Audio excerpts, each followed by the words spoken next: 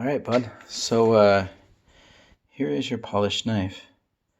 You can watch that hormone change colors as you go past. It turns black, gray, dark gray, and then it mirrors back down to white. See there? And then back to gray. It gives it a real hanging 3D effect. And you can still see all the shadows in the blade. And as you cut with food, it'll darken and you'll be able to see that even more. Look at those black lines. Super, super cool. Look at that.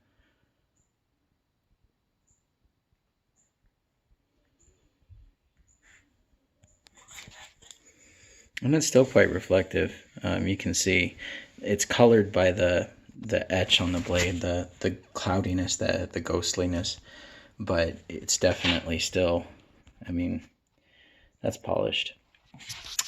She got me pretty good. That's deeper than it looks, and almost got the tip of my thumb. They're friggin' sharp, man, even as it sits, not having been sharpened at all. So give me a second here. I'm going to set the phone down, and then I'm going to put the handle on so that you can see what the whole knife looks like. And then we'll put some oil on the blade, and you'll watch it darken up. Hang on one second. All right, so there's the blade with the handle on it. And it's scuffed and dirty from my oils on my fingers, but pretty freaking cool, dude. This one's going to be freaking gorgeous. Absolutely gorgeous. Now, let's put some oil on it so you can actually see what that line, how it's going to darken up and what it's going to look like with some oil on it. And you'll need, to some degree, I'm not sure how humid it is where you're at, but once the patina stabilizes completely, like you've cut enough food and it's all leveled out, you won't need to oil it if you don't choose to. But it does protect the blade, and it also adds some beauty to it. Man, this thing is sharp. I can feel it wanting to grab when I go this way, it wants to grab my fingers. Okay, so let's wipe that off real quick. Try to wipe it off.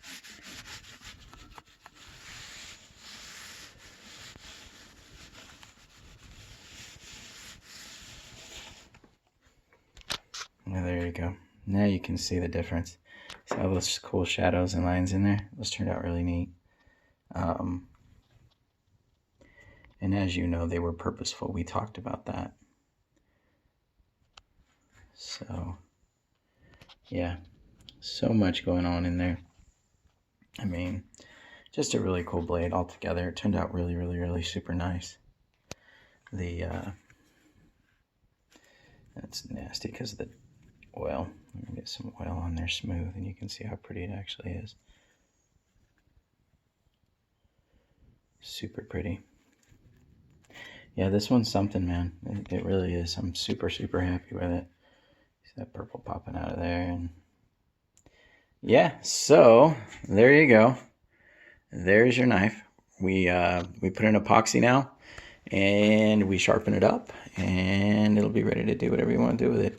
Ship it out, or wait for some leather if we figure that one out.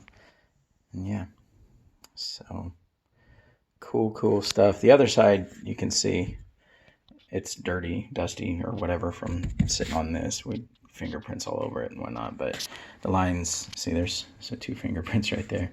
The line is actually identical. Really nice.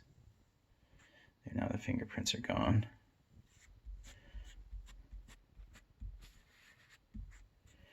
It's hard to oil them